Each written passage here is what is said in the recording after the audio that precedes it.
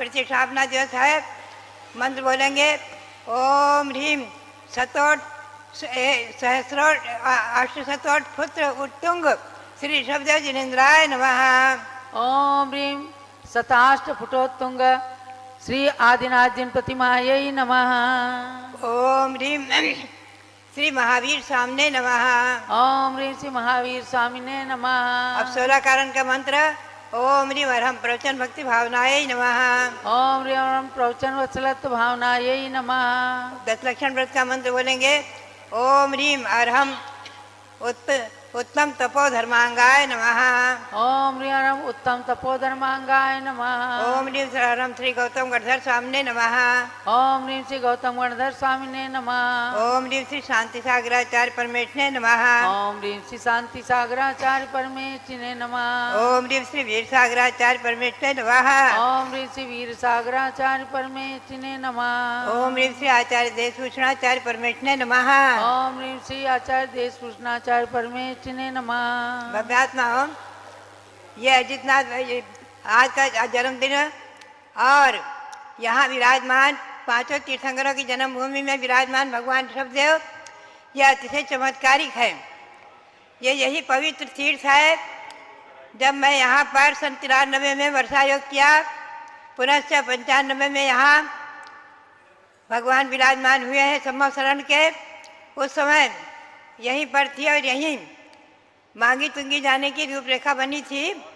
मांगी तुंगी जाने की ईस्वी सन 1996 में मांगी तुंगी जाने की रूपरेखा बनी थी 95 में, और 96 में मैं वहाँ पहुँची हूँ।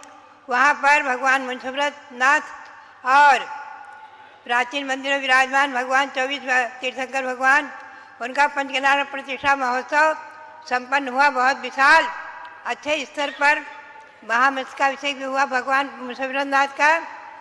उसके अनंतर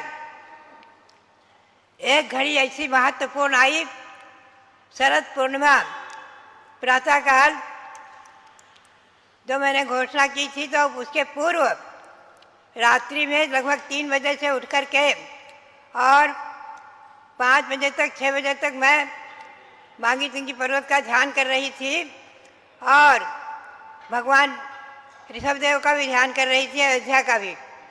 और उसी समय अकस्मात हमारे मस्तिष्क में आया कि अगर पूर्व दिशाभिमुख शिला मिल जाए, ऊपर पाषाण मिले,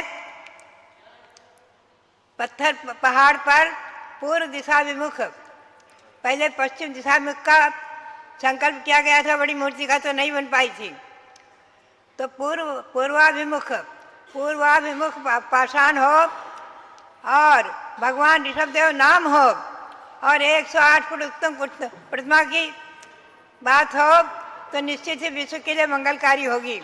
हमारे ध्यान में ऐसी उपलब्धि हुई और ये ध्यान की उपलब्धि मैंने हमारे पास में चंद्रावती रहती हैं, उनको पहले कथा बताया। फिर शिलक मोती सागर जी जो थे पीठाधीश, वो वहाँ हमारे साथ थे, उनको और रविंद्र कीर्ति जी को, दोनों को, रविंद्र कुमार जी ब्रह्मचारी, इनको ये मांगी तुंगी कमेटी के प्रतिष्ठा के उसमें अध्यक्ष बनाए गए थे, इनको बताया। और मैंने उस समय दिल्ली के महानुभाव सब महारथी, हैदराबाद आदि के और बहुत जगह के, सोलापुर आदि के जो हमारे पुराने भक्तगण थे उपस्थित थे, और मैंने उसी समय प्रातःकाल घोषणा कर दी कि यहाँ पर भगवान ऋषभदेव की मूर्ति पहाड़ पर, पर्वत पर उत्कीर्ण कराई जावे। और हाथ के हाथ उसी समय निर्णय हुआ, एक कमेटी का गठन हुआ, एक भगवान ऋषभदेव 108 फुट उत्तुंग प्रतिमा निर्माण कमेटी, और उसको अध्यक्ष के रूप में चयन किया गया रविंद्र कीर्ति जी को। प्रधानमंत्री के महामंत्री के रूप में हमारे पैठन के पन्नालाल जी, पापड़ीवाल और सदस्यगण जो बनाए गए भगवान भव्यात्माओं। आज जो घड़ी स्मरण में आ रही है, आज प्रतिष्ठापना दिवस है।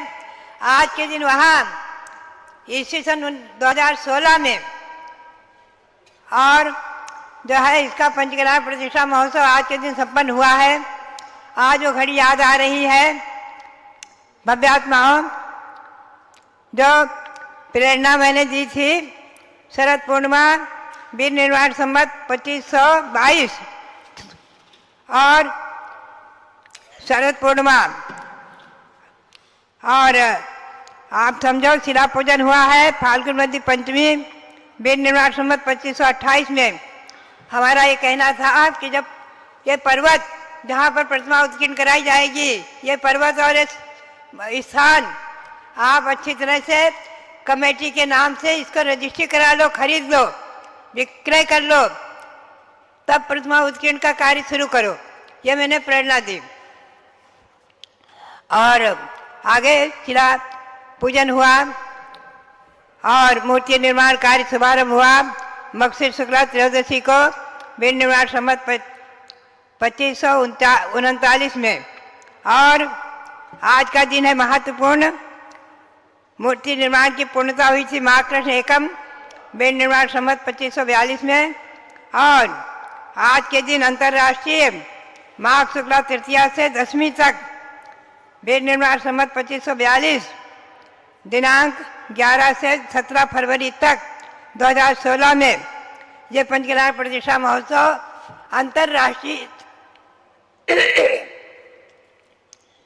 अंतर्राष्ट्रीय स्तर पर संपन्न हुआ।